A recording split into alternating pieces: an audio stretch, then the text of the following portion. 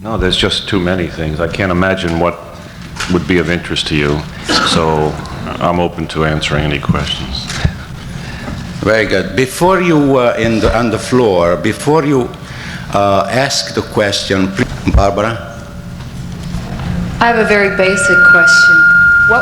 What's the significance of the number 5 when the movie opened? It was like Star Wars 5. Episode 5. It says Episode 5. The significance of that is that Star Wars itself had always intended to be Episode 4. What happened was that everyone was a little nervous when Star Wars came out that no one would quite understand what that meant and asked where the missing 3 films were. But of the original story material that George Lucas wrote, there were approximately 9 stories, and we had decided to start with the middle trilogy, basically with Star Wars, which was part 4. This is Episode 5, and the third film that will be made will complete this trilogy, which will be Episode 6. At that time, they will decide whether or not to go back and do the first 3 stories or not. But that's where Episode 5 came from. I know it's a little bit confusing, but we decided that for this one we sort of had to bite the bullet and put it on or not if we were going to use the proper numbering sequences. That means literally that this film, Episode 5, is really the second act of a trilogy of which Star Wars 1, the first one was made, is really the first act. This one is the second act. The next one that will be made will be the third act. That'll complete the second trilogy. Next. Gene, go ahead. My question I wanted to ask, the first Star Wars is Far From Death. Now, is that going to be shown again after this Star Wars? What's going to be the sequence? When are we going to see the first Star Wars again? I'm not sure that's really been quite decided, but they talked about the possibility of maybe bringing it back next summer if the situation warrants. But I think that will be taken into consideration as the distribution pattern of this picture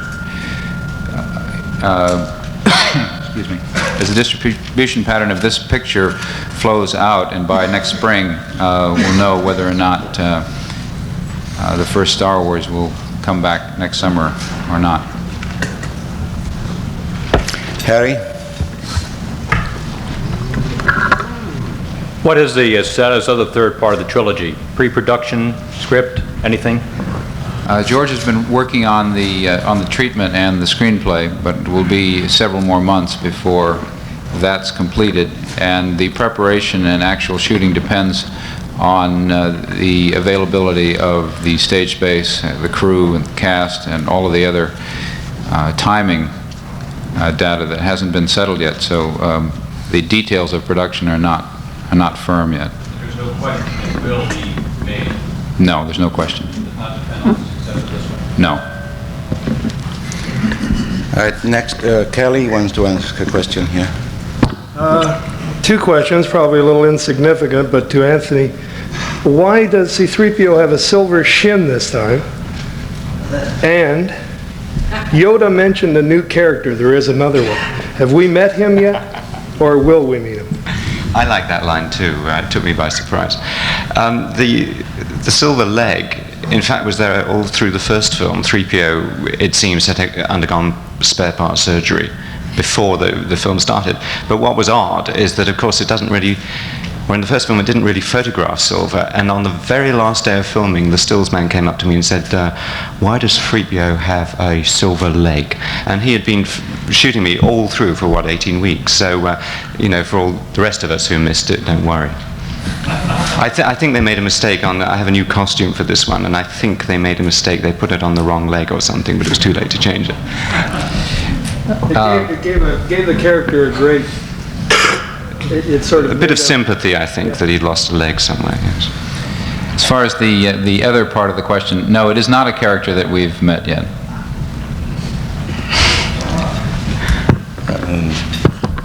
Okay, Frank. Have all the actors made a commitment to participate in all 9 chapters, and are their availability have any effect on in what direction the storyline goes? No, the pictures are taken one at a time, and the circumstances of each picture will be different, so that you can't plan that far ahead. One picture is hard enough to plan.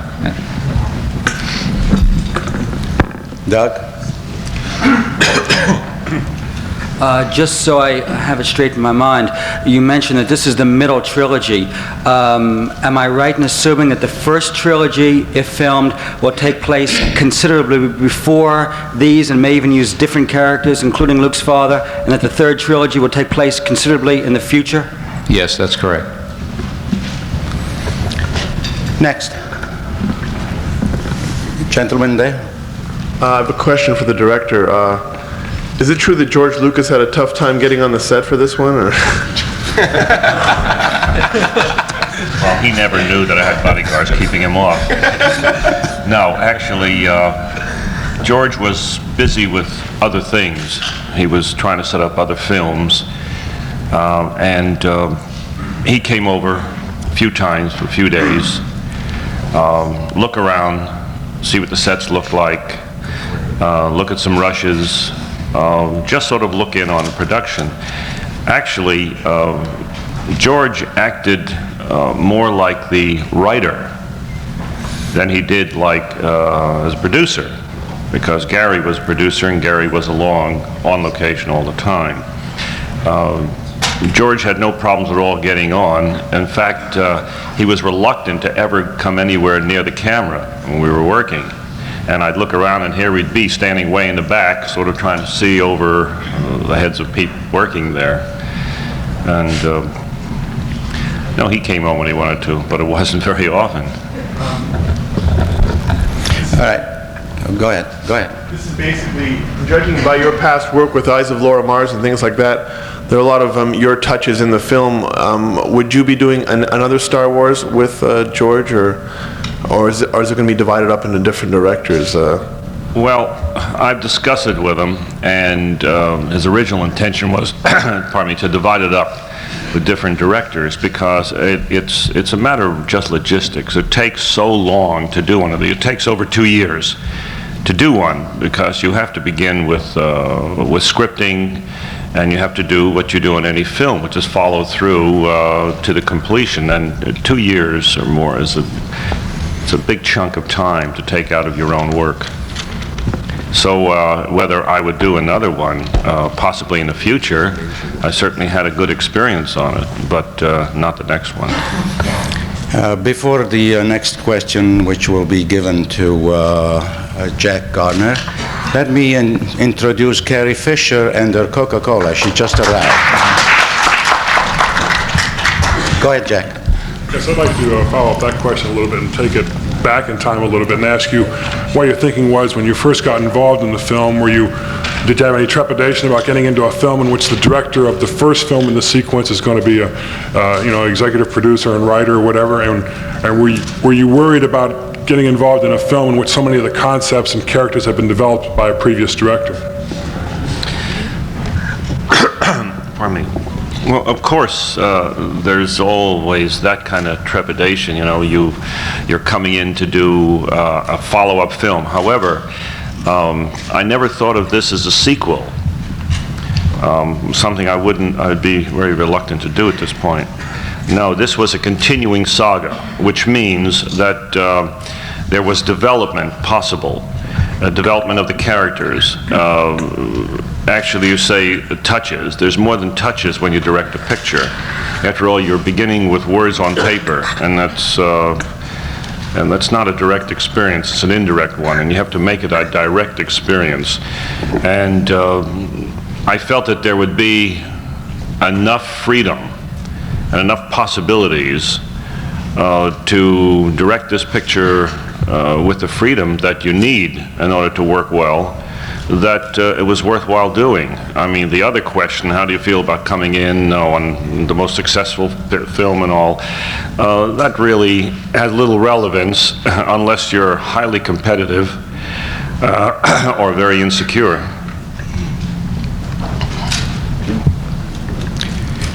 Donna had a question back here. I'd like to direct my comments to the characters involved. 1977 at the Los Angeles press conference, I had the pleasure of being there and interviewing most of you when Star Wars began, the phenomenon. Since that time, you all have become friends of the American public, and I noticed last night that as each one of you came back on the screen for the first time, there was a significant response, sort of a welcoming back, and you all have become so much a part of the American scene. How has this experience changed your lives? In 3 words or less. That's a question for each of you.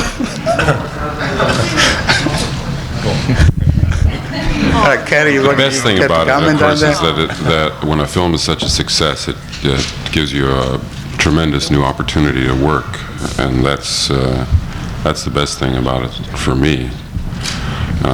Same as everybody else, I'm sure. I want to be, I've only seen the film with like the effects crew up north, and I saw it for the first time with a lot of Fox employees. I haven't really seen it with the people that made it the success it was, and I'm really looking forward to that because they were kind enough to build our entrances for that kind of response. And, well, it took place, it happened, and there was applause from the minute the music began, which I thought was significant as well.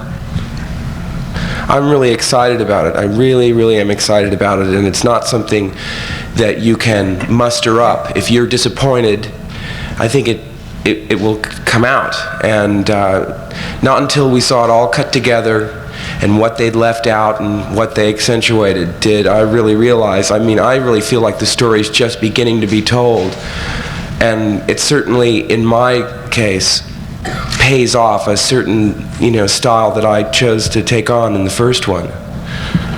Hi, Carrie. Hi. I can shoot a gun very well now, and with my per diem, I got a lot of new furniture.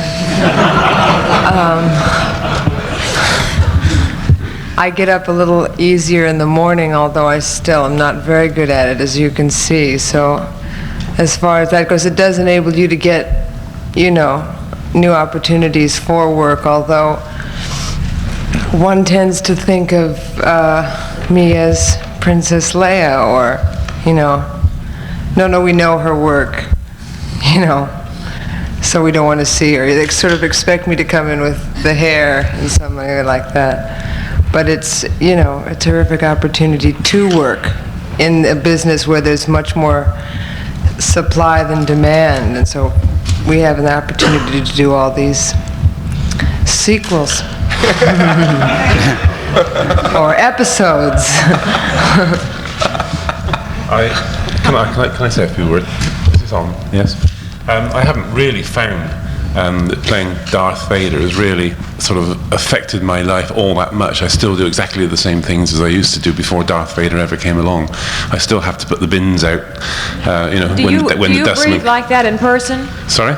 Do you breathe like that in person? No. Yes, he does. Depends when you catch me. No, but as I said, the one thing I do find actually is that people's attitudes towards you have changed. A classic example of this was that I've actually been in the film business, and most people don't realize, for about 15 years. And when, just before The Empire Strikes Back started, I happened to be at the EMI studios. And I got asked if I would like to go and meet the managing director of the studios. And I went in and I sat down, and they said, well, would you like a gin and tonic? And I said, well, no, thank you very much. I'll have something else. And then it was, would you be good enough to sign our visitors book? And they presented me with this huge, great visitors book, and I signed it, sort of Dave Prowse. And they said, well, we would very much like you to have the pen. And they presented me with the pen. I thought, well, I've been coming here for 15 years, and nobody's ever taken any notice of me before. But this is really the situation: is people's attitudes towards you change. I get sort of different offers of work and things like this, which is nice. And the type of work I've been offered is a lot different to the type of work I did in the past. I think I've gone past playing Frankenstein's monsters, But that's really the difference. Financially, not an awful lot. I mean, I still do all the same things that I was doing before. I'd like to say that if Carrie Fisher is worried about being asked to wear her muffins around her ears, she should have a costume like 3PO's and be expected to turn up like that. There is a problem with being in that I get a lot of offers for things like the Academy Awards and Boston Pops, and I get all excited because they've asked me to go there. And I say, you got to be as 3PO. But he does take me to some nice places. That's the big change. Anyone else? All right. Don Stotter, I promise. I wanted to ask Billy what it felt like to be the new kid on the block. You were brand new. How did they accept you? Everybody was quite helpful. It was a different experience for me. It was a different rhythm. But before I pass out of this life, I want to do everything I can do. I wanted to work with Kirschner. I wanted to work with George Lucas and company. I regard them as a new breed or a different breed, a breed that we haven't really experienced in a long time. I mean, these are truly filmmakers. So it was an opportunity for me, and quite a pleasurable opportunity. Okay, I think there is a question here. I just wanted to ask Carrie, what did happen to the earmuffs in this film? They're in my bag here, in case I get hungry. Why was the decision made to give you the braids all the way around the head this time? At gunpoint, I think. No, I just think they want to give me as many strange hairstyles as they can before I crack. And I'm cracking. And I'd like to ask Darth Vader, who did his voice this time? It sounded almost like James Earl Jones, but not quite. Well, I think you better ask Gary Kurtz. I think it was James Earl Jones again. It was James Earl Jones. I personally thought the voice sounded different too, from the first one. Not quite as reverberant. No. Down there.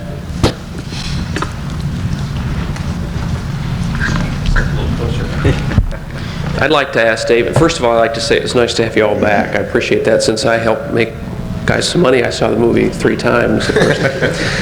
David, I think I read about a year ago or a year and a half, something like that. You made a comment, I'm paraphrasing it. This time we'll see Darth Vader's face. It will be covered with tubes and be ugly. I thought I read that at least. No, we saw the back of your head, whatever that was. No, I don't think anywhere have I ever said that we were going to see Darth Vader completely unmasked. I knew that they had a plan to show the back of his head, but that was all. And as I said, the problem is nobody ever explains very much of what's going on the film to me. Put on the outfit. Which is probably the reason why, with my talking as I do, that's probably the reason why they don't tell me very much. But it's as I said, I knew, as I said, that the back of my head was going to be exposed, and I've heard in a sort of roundabout way that in the past that Darth Vader's fallen into a volcano and is terribly disfigured underneath the mask, which is the reason why he wears the mask. But that's as far as I know. If you want to know any more, you'll have to ask Gary. Will we be seeing the real Darth Vader? Well, in the earlier stories that in the first 3 episodes, basically, that is one of the key story elements, is the early development of the Ben Kenobi and Darth Vader characters and the fall of the Old Republic and the Jedi Knights, and that whole part of the story that Ben just explains to Luke in Star Wars. The young lady here? Can I just say one thing there? Is I hope they hurry up and get to it before I get too old. This may be hard to fathom, but some people have not seen Star Wars 1. Do you think the experience of The Empire Strikes Back might be too much for some people, especially young children, to appreciate and understand?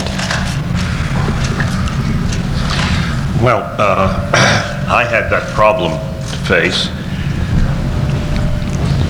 The film, in my mind, was made in such a way that if you did not see the first one, that you would appreciate the second one. I wanted to make it as an entity unto itself, that you didn't have to know, you didn't have to see the one that comes after, although you would wonder a great deal. It was an open-ended film, and you could appreciate it without the first one. I think that if you had seen the first one, it would heighten your experience. However, most people, certainly people who have read anything or lived near other people, have heard about Star Wars 1. And what they heard, I think, often is sufficient to give them a background for this film. Also, the media has been kind enough to publicize all the characters quite well. So there was very little surprise when they appeared, except for the characters that we wanted them to be surprised by. On that side, Fred, there's a question.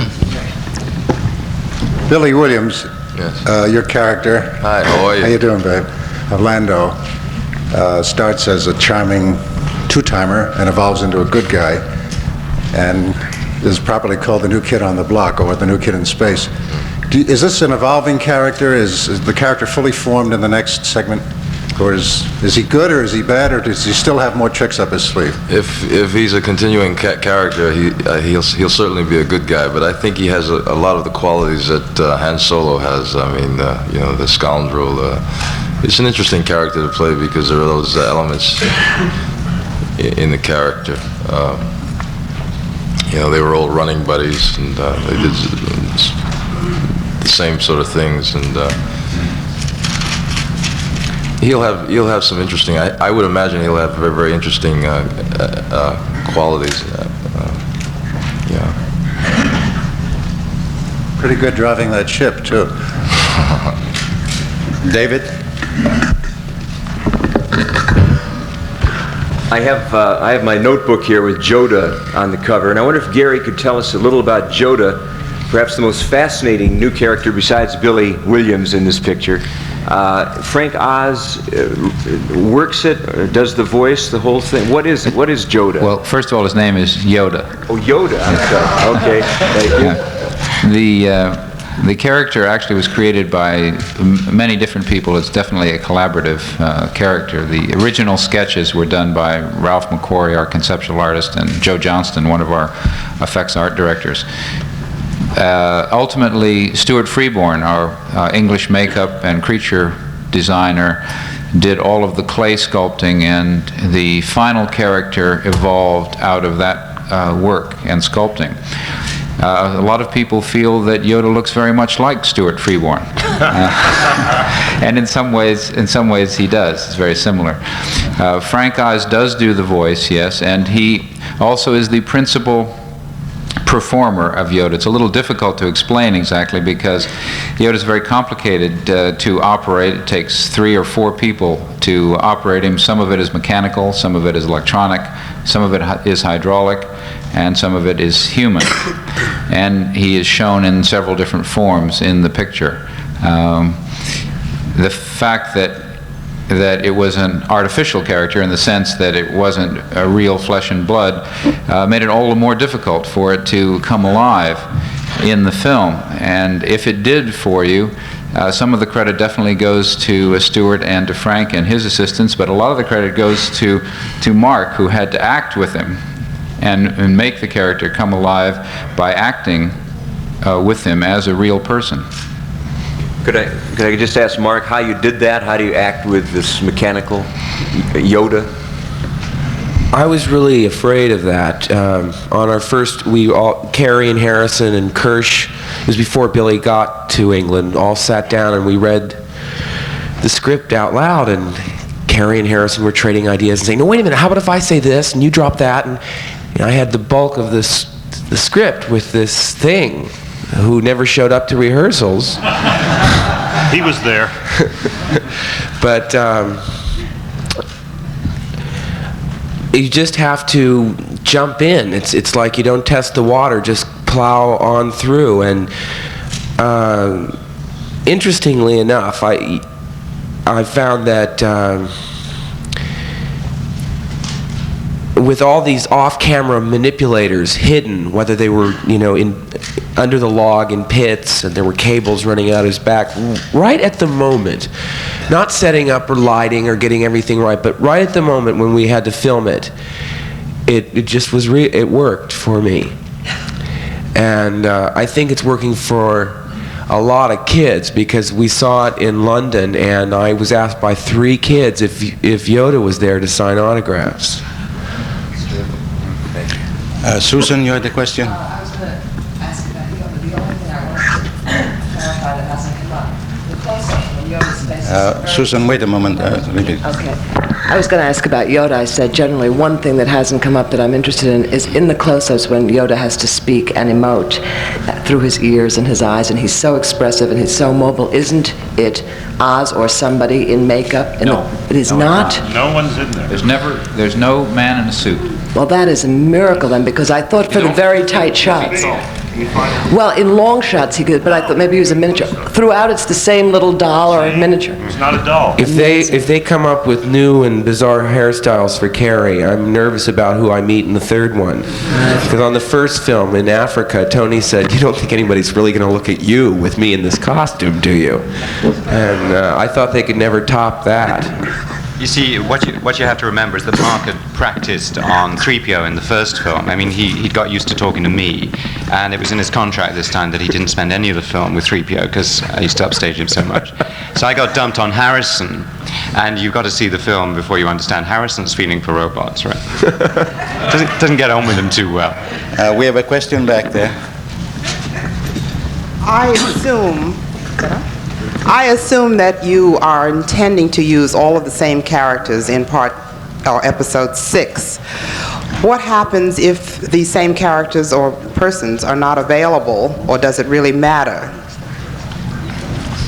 Well, as I said, each film will be taken individually. As far as episode 6 goes, it's being written right now, and all of the characters are included in the story.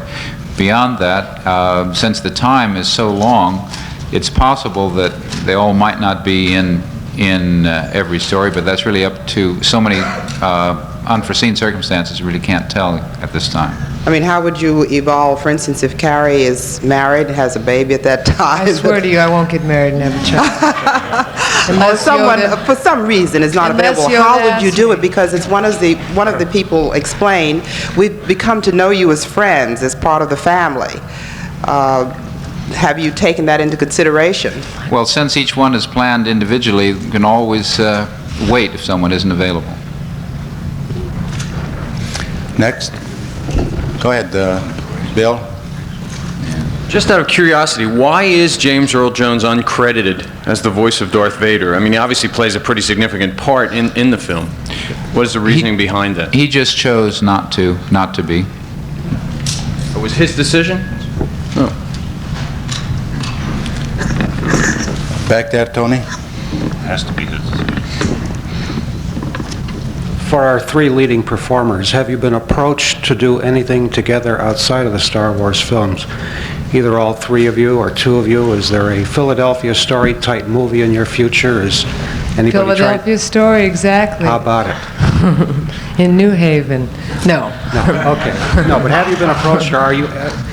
That raises, really, if this movie had been made in the 30s and the success of the first one was as big as it was, I think in the old days they would have immediately built our careers and built projects for us. But we're freelancers, all of us, and as great an experience as Star Wars has been, it's been a hindrance in many ways.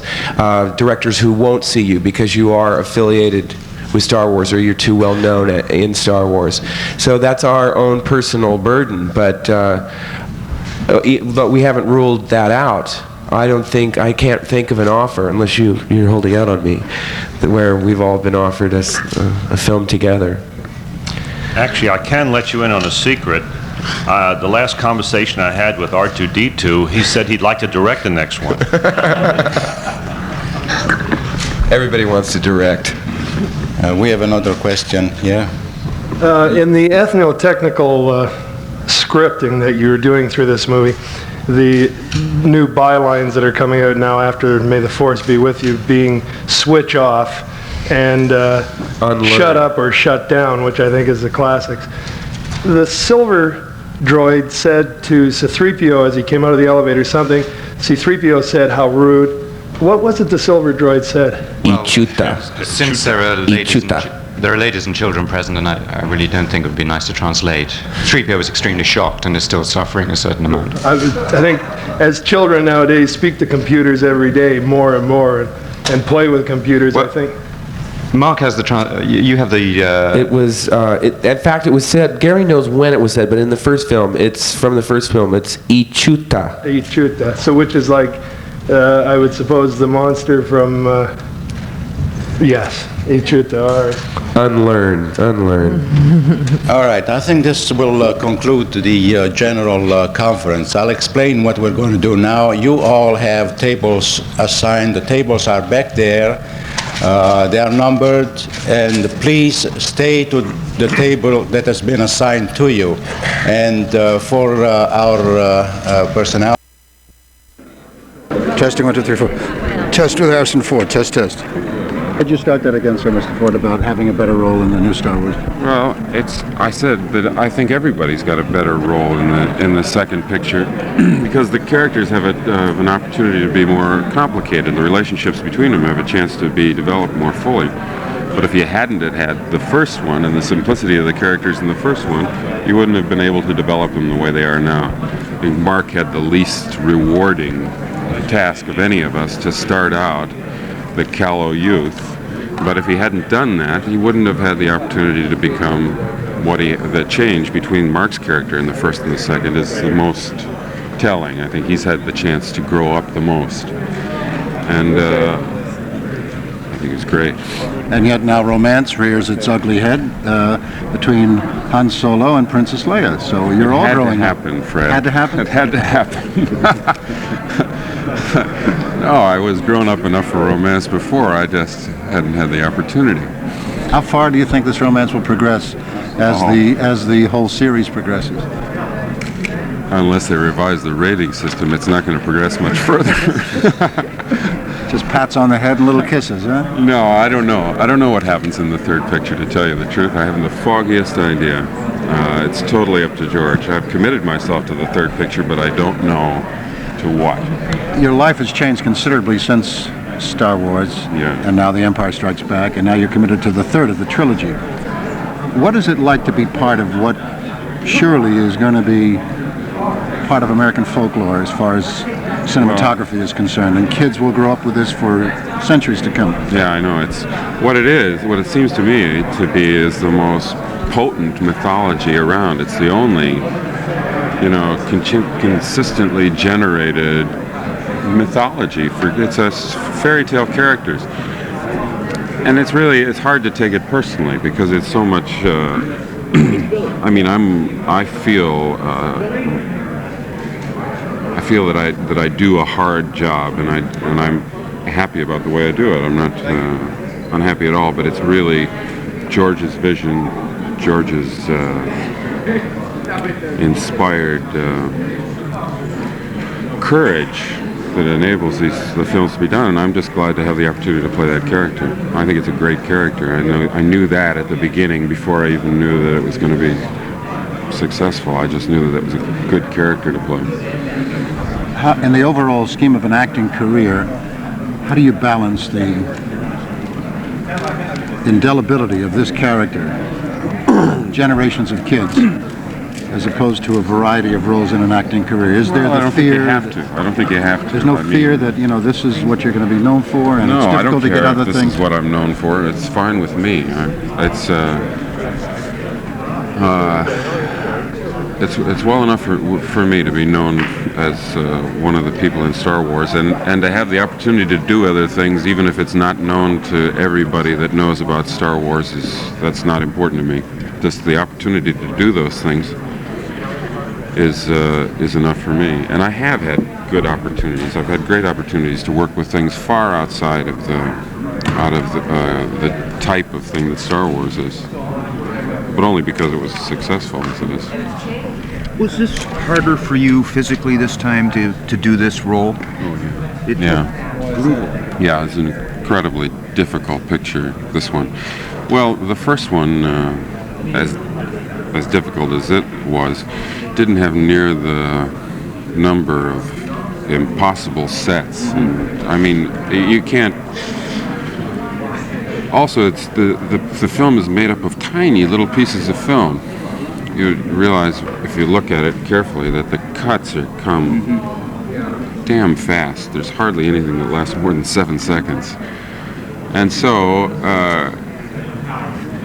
there's a lot of energy when you do little pieces that's used up, that's wasted, rather than just starting at one place and going straight through in a linear way. It was very difficult that way. Mark had the most difficult physical things to do. But just there were difficult sets. The glacier in Finse was difficult. We got up there in the middle of a blizzard, and for the first 4 days we shot not more than 15 feet from the hotel. We just go out the back door of the hotel and point towards the snow, point the camera away from the hotel, and you were in blizzard conditions. That was difficult, but not nearly as difficult on the actors as it was on the crew, who were the real heroes of that campaign. They were out there all the time. We were just out for short periods at a time. How do you think the reaction is going to be to this second part in terms of A, the reviewers, and B, the public? I suspect they're going to like this better.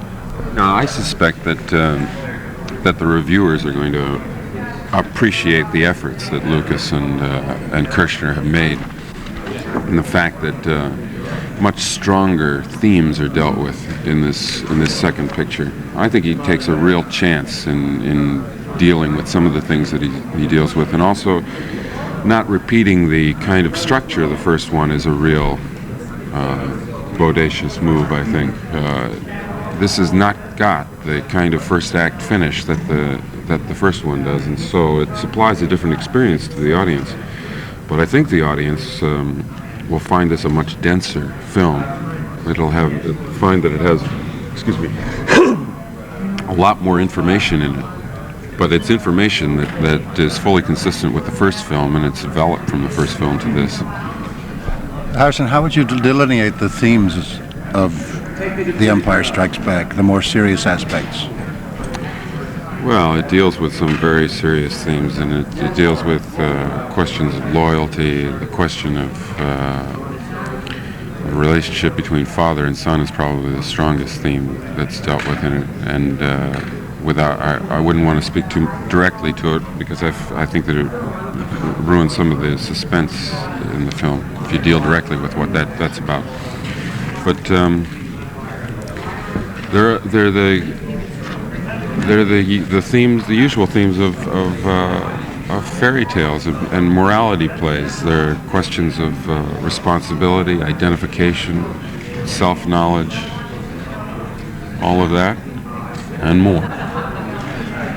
One notable aspect of the first film, of course, was the stress on humor with C-3PO and R2-D2. And now you've got a new director, Irvin Kirschner. From your standpoint, was there a difference, obviously two different people, but as far as quality and nuance is concerned, between Kirschner's approach to this modern fairy tale and George Lucas, the creator? Well, it's one of the most difficult things for me to deal with, a question about comparing or contrasting two directors, because it's never worthwhile to compare two lovers that you've had. They're both wonderful directors. I had great times with both of them. They both work differently. They're different people, but the themes are so strong. The creation itself is so strong that that at least is there. That's there, and it's solid. The same characters. The characters are so carefully drawn, so well drawn, that you follow a straight line path. There's no problem for an actor there. And the film has the same tone and style as the first one, although there's so much different kinds of directors. That's amazing to me, and a great. Have you read the three trilogies? No. I read one at a time. I have no idea what Lucas is going to do on the third one. How about, can you talk a little bit about your set, your vehicle that you're flying that they built for this, the size of it, what it was like working with it? I think those are questions you really can ask Gary to better effect, because he's got a mind that won't quit as far as facts and figures are concerned. He can tell you the exact dimensions of the Millennium Falcon. I can tell you that this time they built, instead of in the last film we had just the cockpit built. In this film they've gone ahead and constructed the entire ship in full scale. I think it's something like 100 feet in diameter. But as usual in movies, we still only use one side of it. Because the stage, the stage that on which it sits was constructed especially for the Empire Strikes Back, and is one of the biggest sound stages in England. They still had to add about 60 feet to it on both ends, jerry-rigged 60 feet to it. And then the only way to get the scale was to shove the Millennium Falcon all the way in the corner. So you really do only see one side of it at this point. When you see this film, do you, as I do, marvel at it? How can they put this on the screen? How is this possible, this miracle of movie making? I mean, can you divorce yourself from being a participant and just enjoy the unbelievable things that go up there, Harry? Well, the first time I saw it, it's very difficult. The first time you see a film, all you see is yourself, and you just it's very difficult. The second time, again, now I've seen the film 4 times, and I'm beginning to see it, I think, as an audience sees it. I've stopped anticipating cuts, and I love the movie. I really do. I think it's great. I was going to ask a similar question. It strikes me that the cast is the only people not really allowed to enjoy it, because they've been through the mechanics of making it, hanging around the sets all day and going out to the hotel and walking 15 feet. And it seems almost a shame that you know so much about it intimately, how the techniques were done. Small price to pay, my friend. What's it like to work in a movie where so much of it isn't going to happen when you're around, working? Well, it's not much difficult than any other film. You realize that, I mean, the job is the same. It's, I mean, the obligation is no different when you're staring out the window of your spacecraft as when you've got your arm around a pretty girl and you're supposed to be driving in a car down a beautiful country lane, and in fact you're facing 8 mugs on the back of a pickup truck with a camera sticking right in your face. So it's the job of pretending. It's exactly the same. Another question that, although in this film, and in Star Wars especially, there are so many scenes in which elements are missing that it does becomes routine to deal with it.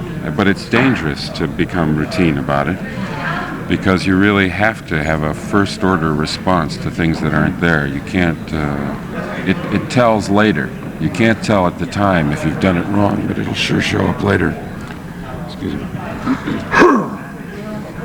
Like when you're involved in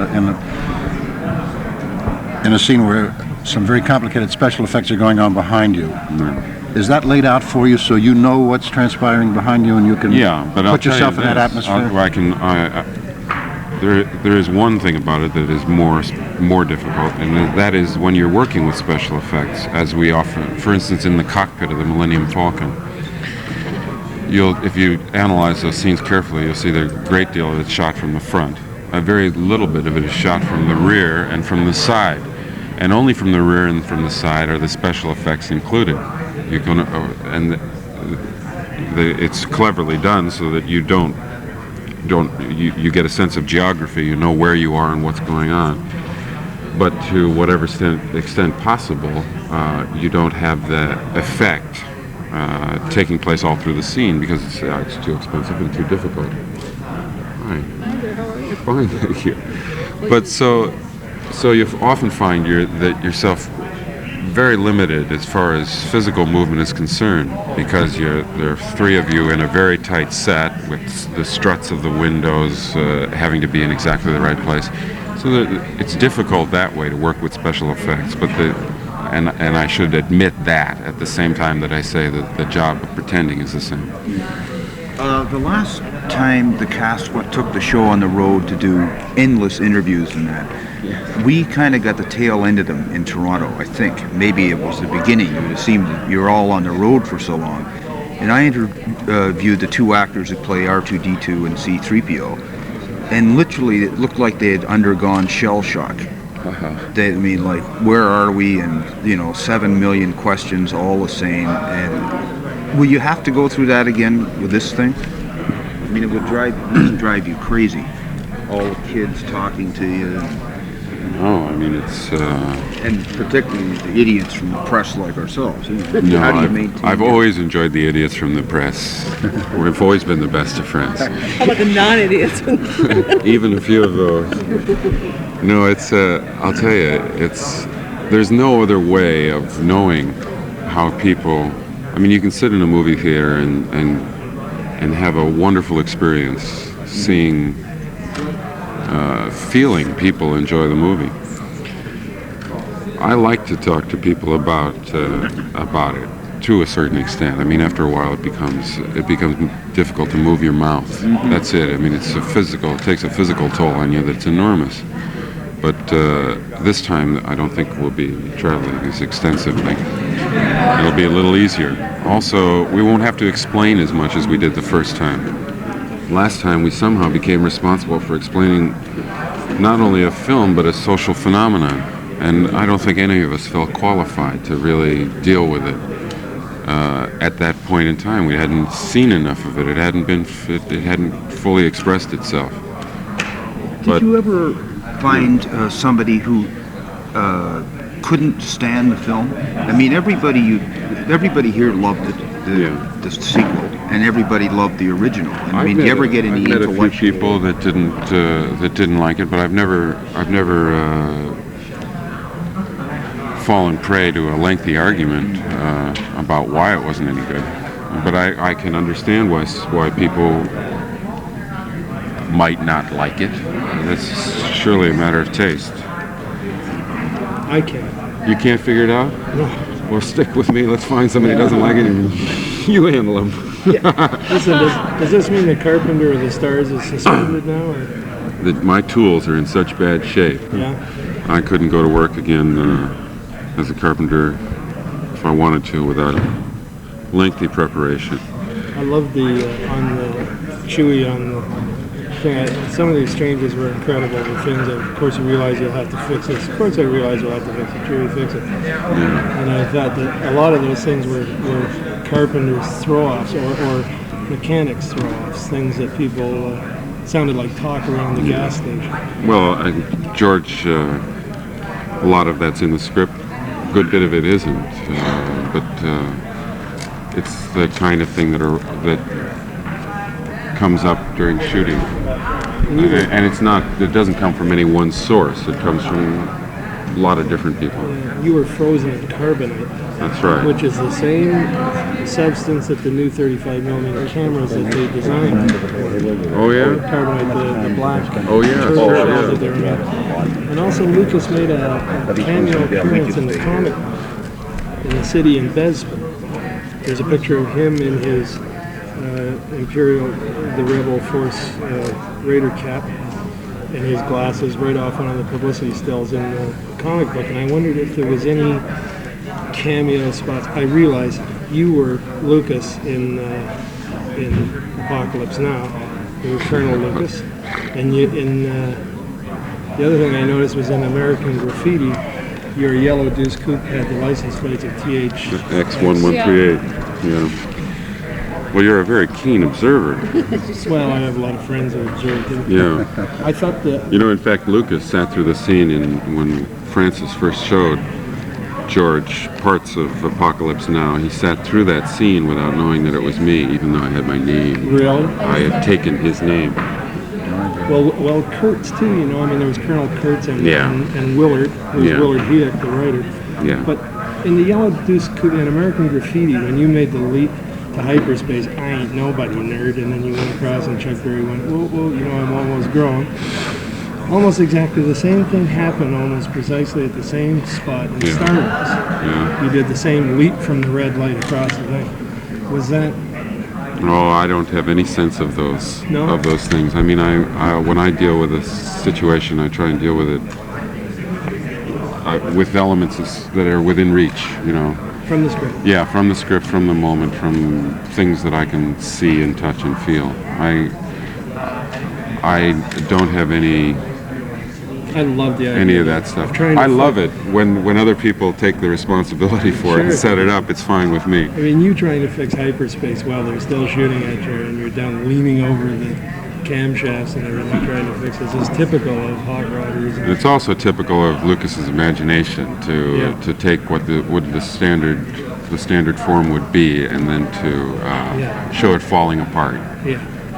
It's the Mr. Rouleau concept of when he goes on vacation, everything, even a screen door can give him a hard time. It's Mr. Blanding's dream spaceship. Harry, is it the times we live in that make these films so enormously popular worldwide, or would they be popular at any time?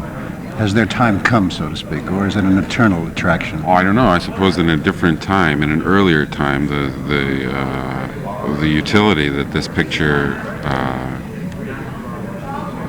performs would be done by some other form. It'd be a fairy tale or an oral tradition. I think it's the same kind of thing. It's a morality play, and you always have those. I think this is just the form that it takes in this particular time and place, and I think that's part of Lucas's genius, and sensing that there wasn't that available for kids, and supplying it not so much as a commercial manufacturer, but as a person who sensed that the loss of that was important. It wasn't compensated for in comic books. No, it isn't. It isn't quite done in comic books or any other form. And yet they're not movies for children. That's right. Although, I mean, they are movies for children, but they're more than that. If there's a little child left in you, all the better. I'm waiting until the Journal of the Wills, which is the complete, all of it. I'm waiting until the first black Star Wars is made. The dark, yeah. In which Milos Forman or somebody will get a hold of it and do something that's, or Caspar Hauser, a Herzog. Well, I don't know if that'll ever happen because, Lucas has a very positive point of view. And but he also likes to delve on the... you've got to go over onto the other side to know where you're at. Yeah. I mean, you have to compare and contrast those qualities, and he's pretty good at drawing both sides. With the but SAS. I think you'll never see the forces of evil prevail. But I mean, with the SAS and the things that are happening in the world today, which make Star Wars look like what it is, a positive tone, you guys come out the other end. I mean, the Star Wars movies are about love. They're about people who, I think the greatest scene between you and Luke Skywalker is when you say, "Are you all right?" before he gets in the ship, and it's as if you had drawn your inspiration from really thinking you're going to get it in the next couple of scenes, and I know it, you don't know it, so are you all right to go through it? And I think that goes all the way through with Chewie being very there's real danger. There's real danger acknowledged in these films. I think that's one of kids get to see that you do cry and you do get worried. Yeah, and terrible things happen. That's right. Terrible things do happen, and kids aren't shielded from them any more than they are in life. The horrible thing that happens to Mark when he loses his hand, but I hate to see that in print somewhere.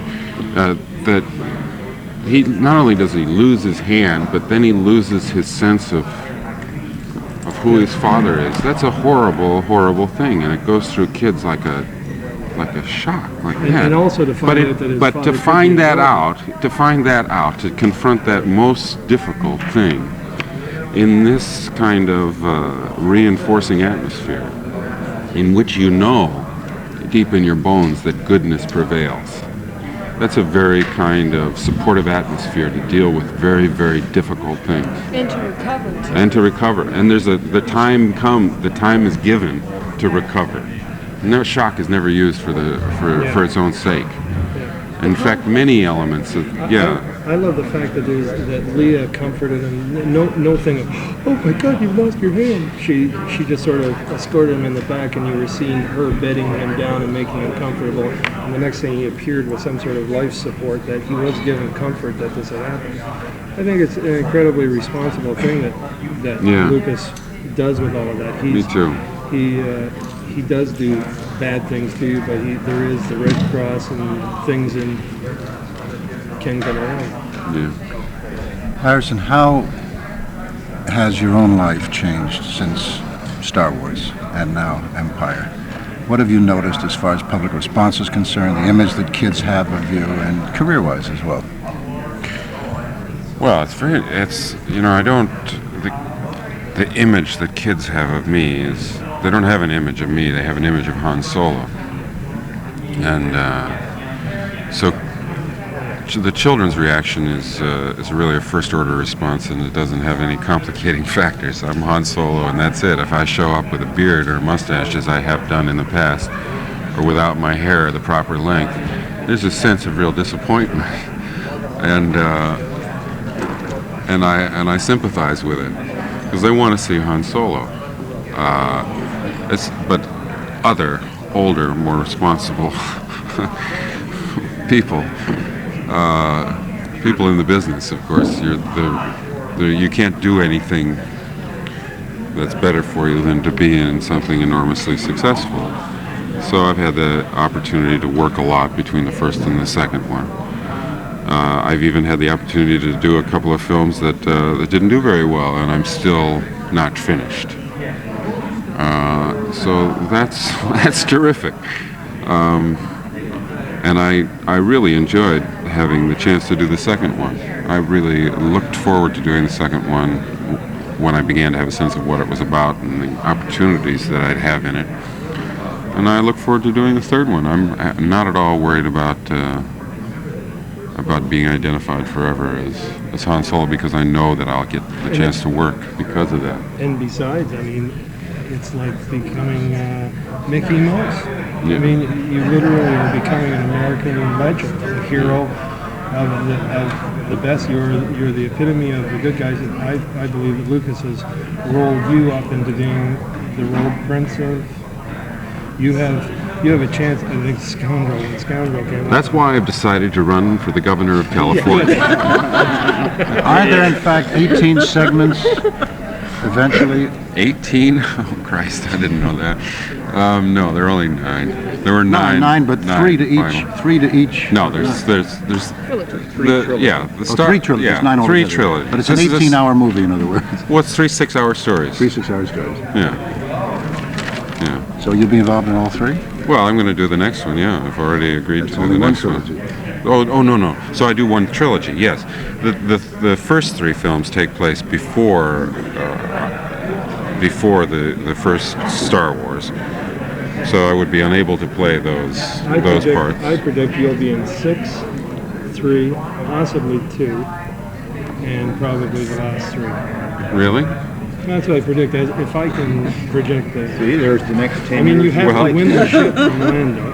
There has to be all of that. That's in 3, obviously. Well, the 3 I have to do. Yes, I know I have to do and 3. then in 2, it probably will show you'll play your I think I'll be father. too old to play. You'll play Well, your no. Lucas has one idea of the final trilogy involving the 3 of us in 15 years' time from now. Which point I will be 53 years old or something, and everyone else is slightly older. You notice the Not greatest quite that applause- old, but slightly older. The greatest applause last night came when Alex Guinness came in. Really? When Obi-Wan came back on, and I think it was because everybody is excited with the fact that it is a movie. I mean, it's the thing that Yoda says, the be here now, not the be here now. What was that S? There is no There is try. no try. No, wait a minute, There's it's not only S, well, not straight S, to be sure. I mean, that's right, it's not straight S, but I mean, when he does the Be Here Now, I think everybody's applauding the fact that the older prevails, and that even the idea of two older people talking to each other about somebody in the third person in the frame. I think when Yoda finally turned to talk to the spirits and said, "He ain't ready. You sent me a turkey this time." I think that's at the point when everybody... Yoda, I noticed, was very gibberish at the beginning, and then his voice, Frank Oz's voice, got mellower as he became... You